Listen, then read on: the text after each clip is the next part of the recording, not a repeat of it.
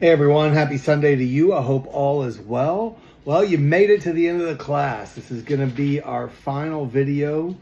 So today, by the end of the day, as I put in the last video yesterday, it's your final day to get in any extra credit or turn in any past papers. No DBs, no quizzes. That's all in the syllabus. You can't make those up.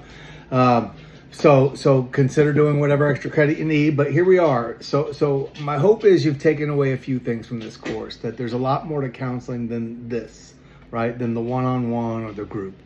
There's so much more.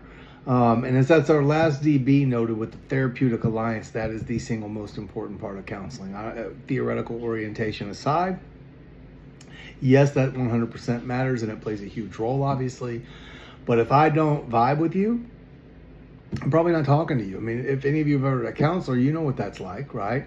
And so building that relationship matters, that therapeutic alliance. And how do we do that? It's not telling stories. I can relate this way or I can relate that way. In fact, that could very easily, while it may seem reasonable, and in a self-help group, as you've learned or already know, it is helpful in that setting. But what can very easily happen in a counseling relationship is it can create an unhealthy power dynamic unintentionally.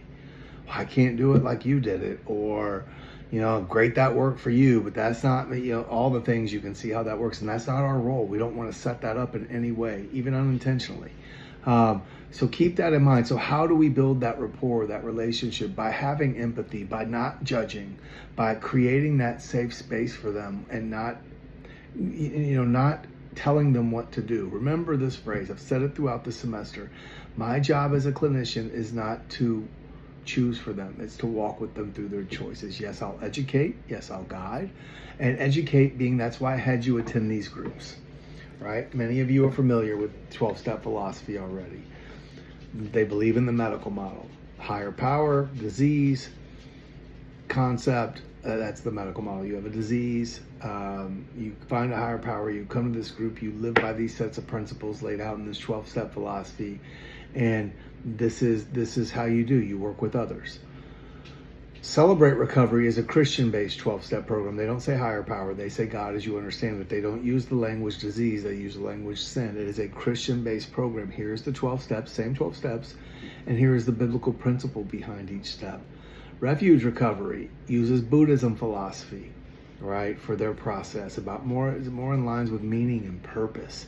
And all of these programs are good. Then you have Smart Recovery, which is the antithesis of all of them, and that is they believe it's a thinking error. And using cognitive behavioral therapy, you can change your thinking.